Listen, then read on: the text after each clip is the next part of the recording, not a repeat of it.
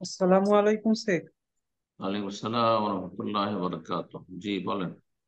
পশ্চিমবঙ্গের বর্ধমান থেকে বলছি। বলেন। বলছি আমার আমার প্রশ্নটা হচ্ছে, আমার যে দাড়ি আছে, মাসাল্লাহ এক মুষ্টির বেশি আছে। এবার দাড়ির একটা অংশ, কিছু দাড়ি 3-4 ইঞ্চি মানে অন্য দাড়ির থেকে নেমে গেছে, মানে একদিকটা শুধু, বাকি সব সমান আছে। তাই যেটা 3-4 ইঞ্চি বেড়ে গেছে অন্যগুলোর তুলনায়, সেটা কি কেটে মানে সেটার সমান করা যাবে? দাড়ি যদি বড় থাকে, যেমনটা বলে এক মুষ্টি মানে যথেষ্ট দাড়ি আছে, আর দাড়ি একটু বিক্ষিপ্ত হয়ে আছে, ছোট বড় হয়ে আছে, তো যেগুলো একটু বেড়ে আছে বা ছড়িয়ে ছিটিয়ে আছে সেগুলো কেটে কি সমান করা যাবে? যাবে, জায়েজ ইনশাআল্লাহ। জি। যারা বলছে আপন অবস্থায় ছেড়ে দিতে হবে আর একটি মত। আর একদল বলছেন যে কেউ যদি আপন অবস্থায় ছাড়ে তো ভালো।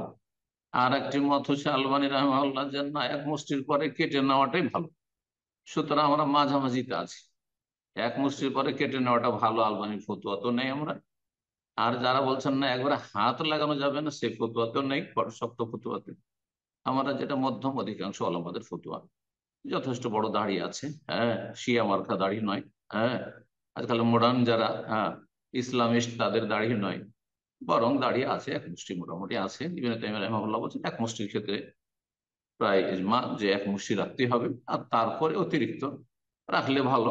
আর ছোট বড় হইলে সৌন্দর্যের জন্য বরাবর করতে পারবেন। জি। আল্লাহ তাআলা আলাম।